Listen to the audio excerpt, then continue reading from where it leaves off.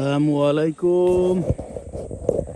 জমিতে কিছু আগাছা হয়েছে, ময়লা হয়েছে, সময় পাই না আসতে, পরিষ্কার করতে হবে। এদিকে যেটা আমার স্বপ্ন হয়েছে যে এরকম আমার গাছের টমেটো এরকম পাকবে, তারপর আমি এরকম সিরা হাত দিয়ে ডলা দিয়া অর্গানিক খাই ফেলাবো ইনশাল্লাহ। এটা দেখি মাছ হাতে আজকে লাল শাক নিয়ে যেতে হবে।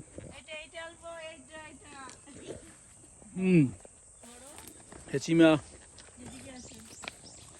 হেলেনের খুব শখ, খুব পছন্দ করে হেচিমা। এই যে হেচিমা হয়েছে, আজকে নিয়ে যাওয়া মাসাল্লাহ।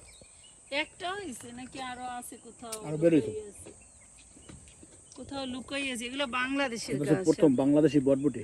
এইটা কি বটবুটি এরকম?